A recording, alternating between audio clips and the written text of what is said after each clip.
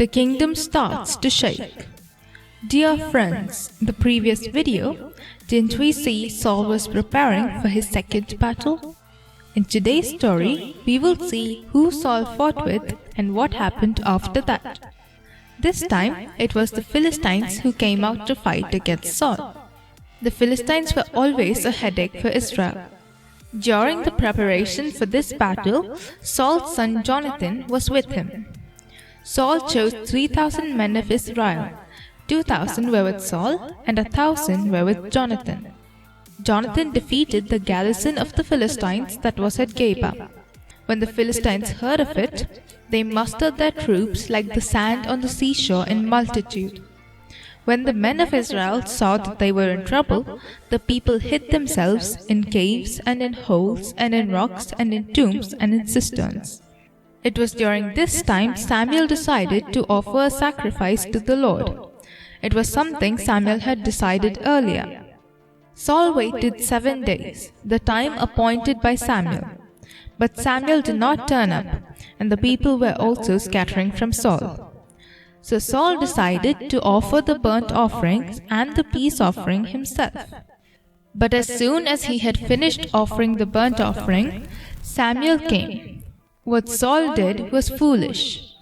We have seen in our earlier stories that God chose the tribe of Levi to offer sacrifices. Here, Saul was from the tribe of Benjamin.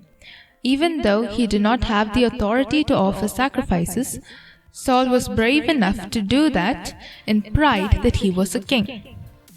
Though he learned from Samuel's words that he made a mistake, instead of confessing his sin to God, he tried to justify it to Samuel. Saul gave the reasons of doing this as the people scattering from him and the fear that the Philistines will come and attack them. But none of these reasons are permission to disobey the word of God. Few years back, before Saul was made king, when the Israelites were under the Philistines and they cried out, God raised Samuel as a deliverer for them. Even at that time, the Philistines drew near for battle when Samuel was offering sacrifices. Don't you remember that the Lord had thundered a great thunder against the Philistines and frightened them away? Now, while they still have the same God as their King of Kings, Saul the king forgot and broke the commandments of God. That caused Saul's downfall. God, who wanted to establish Saul's line on the throne of Israel forever, now decided to forsake him as king. Though God had forsaken him as king, Saul continued to be king in his own authority. He prepared for battle against the Philistines. Seeing the Philistine army, many people had scattered from Saul. Of the 3,000 men Saul initially chose, only about 600 men and Jonathan were with him. In that, except for Saul and Jonathan, no one had sword or spear, because there was no blacksmith in all the land of Israel. So every one of the Israelites had to go to the Philistines to sharpen his plowshare, mattock, axe or sickle. They also charged high prices, lest the Israelites make swords or spears. Thus they prepared for the battle without any weapons. Jonathan, son of Saul, trusted in the Lord. Jonathan, who knew that nothing can hinder the Lord from saving by many or by few, took his armor-bearer and went to the Philistine camp. God handed the Philistines over to the Israelites. Thus the Philistines went to their own country, leaving Israel. Yet there was a hard fighting against the Philistines all the days of Saul's life.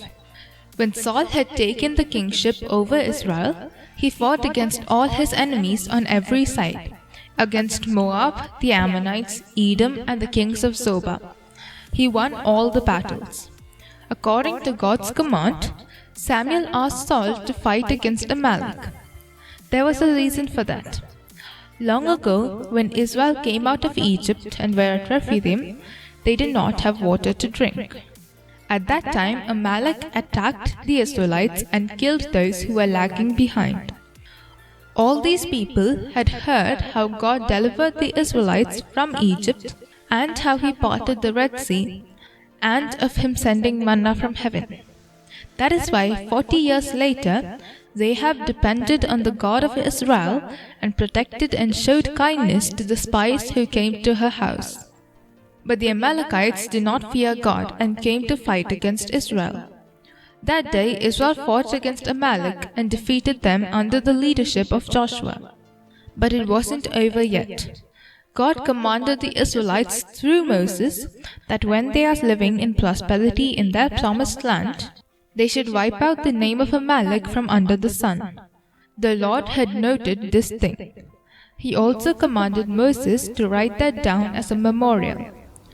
The Lord now gave that responsibility to Saul. God commanded him not to spare anyone, human or animal. We will see how Saul executed this in the next story. God bless you.